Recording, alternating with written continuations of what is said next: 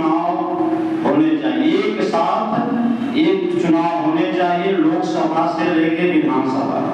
बार बार चुनाव होने से देश की ऊर्जा, धन, सब चीज अपव्यय होता है, महंगाई बढ़ती है। यह चुनाव कैसे हो, इसमें क्या क्या समस्याएं आ सकती हैं। पहले कुछ समय तक चुनाव लोकसभा और विधानसभा के हुए थे,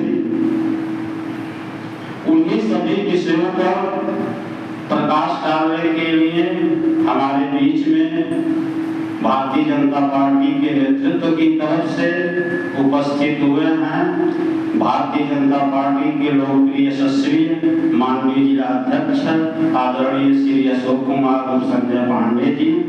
मैं आपसे आग्रह करता हूं, आकर अपना विषय रखें। अच्छा, तो अपने में से कौन? अच्छा, इसका क्या विचार आ रहा है? आपकी संगठन तरफ जाना चाहिए था। जी जी, तब तक हम 5 मिनट रखेंगे। जैसे मैंने हमारे जिला मंत्री आदरणीय गौतम तिवारी है और इसको आप लोग प्रसारित करिए, तो मैंने फेसबुक पर एक पोस्ट डाला था, उस पर बहुत सारी कमेंट टिप्पणियां आई और जानकारी के अभाव में मैं उसे उनका जवाब नहीं दे सका। उसमें कुछ भी संगतियां, जैसे आप वन नेशन वन इलेक्शंस कराते हैं, एक साथ लोकसभा और प्रदेश की सारी विधानसभाओं के चुनाव हो रहे हैं। मान लीजिए 4-5 राज्यों में त्रिशंकु विधानसभा आ गई, किसी भी राजनीतिक दल को यथोचित बहुमत नहीं मिला कि वह सरकार बना सके।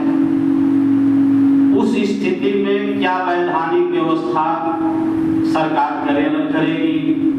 मान लीजिए लोकसभा में ही त्रिशंकु बहुमत आ गया, किसी भी राजनीतिक दल के पास सारे प्रयास करने के बाद, जैसा कि कुछ दशकों पूर्व स्थितियां आई हैं, कभी कोई सरकार 13 दिन के लिए बनी, कोई 6 महीने के लिए बनी, सरकार गिराई गई, फिर बनाई नहीं गई, फिर बीच में चुनाव हुए।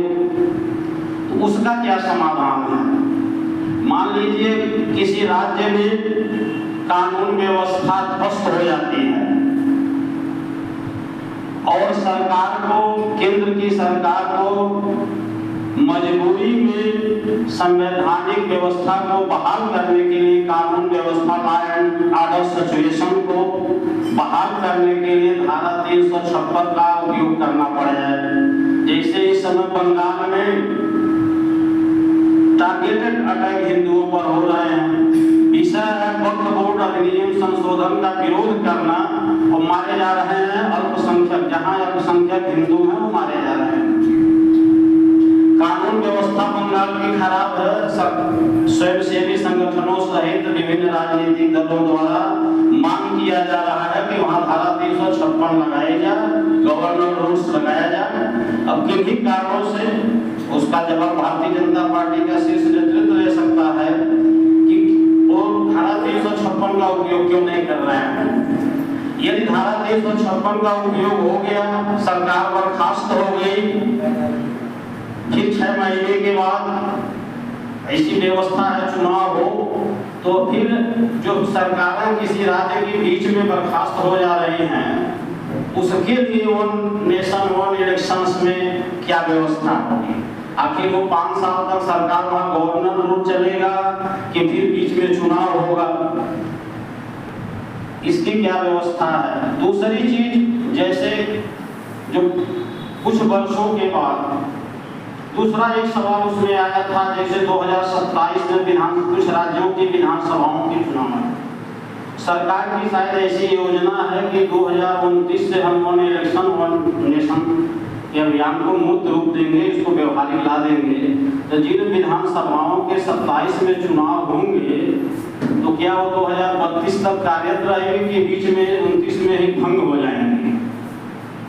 दूसरे सवाल है, जो जिज्ञासाएं हैं समाज की, जो पंचायतों के जो चुनाव होते हैं, बीडीसी चुने जाते हैं, वो ब्लॉक प्रमुख को चुनते हैं, जो नई योजना है उसमें क्या ब्लॉक प्रमुख का जो चुनाव है जनता डायरेक्ट करेगी कि फिर पुरानी व्यवस्था रहेगी? इसी तरह से जिला पंचायत के हैं, पहले व्यक्ति जिला पंचायत सदस्य बनता है, फिर वो जिला पंचायत का अध्यक्ष का चुनाव लड़ता है, उसमें खरीद फरोख्त यहाँ तक कि अपहरण तक के विषय आ जाते हैं। घर वाले जाके फरियाद करते हैं, मेरा पति मेरा भाई जिला पंचायत सदस्य क्या बना, 1 महीने से गायब है।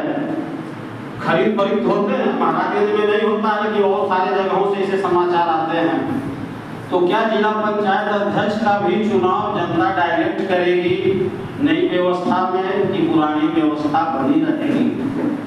इन्हीं सब ये सारे सवाल उस पर आए थे और मैं उसकी जानकारी नहीं दे सका, जानकारी के अभाव में उसके जवाब नहीं दिया जा सका। तो मुझे उम्मीद है माननीय अध्यक्ष महोदय कार्यक्रम के मुख्य अतिथि कि उस पर भी प्रकाश डालेंगे, उसका भी समाधान करेंगे। और अपने में से कोई भाई अपने तरफ से कुछ विचार रखना चाहते हैं तो आपका हार्दिक स्वागत और अभिनंदन है।